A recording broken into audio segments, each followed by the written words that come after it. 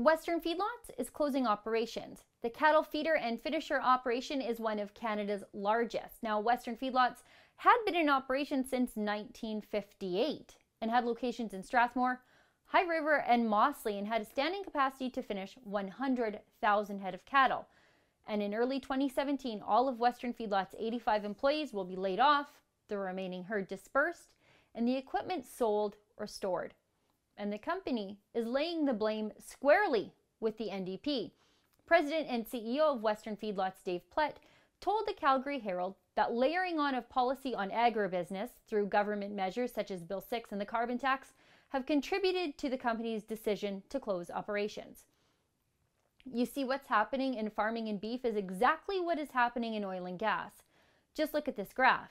Beef commodity prices have fallen sharply over the last 14 months. Farmers are earning less and less each and every month, just like energy producers.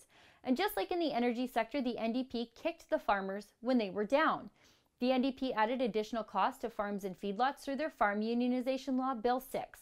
The NDP added workers' compensation premiums and wage laws that the farmers and the feedlots said they just couldn't afford, and that the farm workers didn't want or ask for. The NDP added increased corporate taxes that chipped away at what was left of the bottom line for these feedlots. And the farmers and the feedlots explicitly told the government that all these new expenses would hurt their industry when their industry was already hurting. The NDP didn't listen, and they just didn't care, because they were too busy listening to and trying to please their friends in the Alberta Federation of Labour to care about farmers and ranchers who were rallying and protesting against Bill 6 all last winter.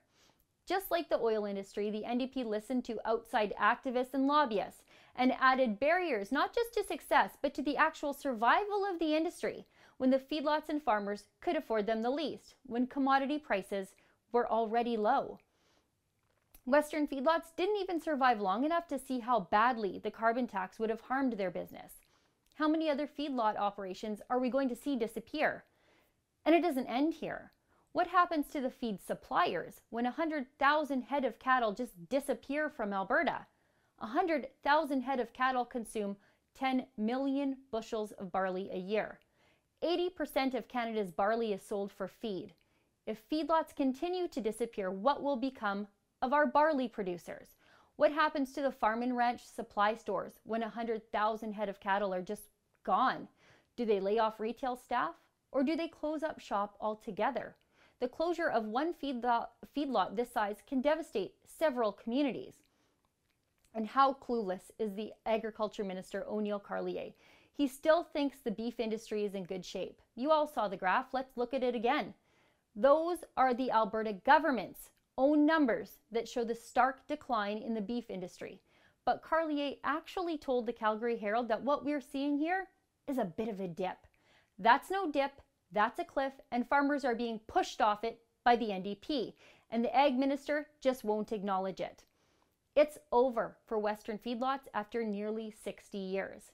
Now, Western Feedlots survived the devastating mad cow disease crisis of the early 2000s, when farm income fell to its lowest levels in years, when over 40 international markets were closed to Canadian beef because of a crisis sparked by mad cow disease, or BSE, that was found in a cow in northern Alberta.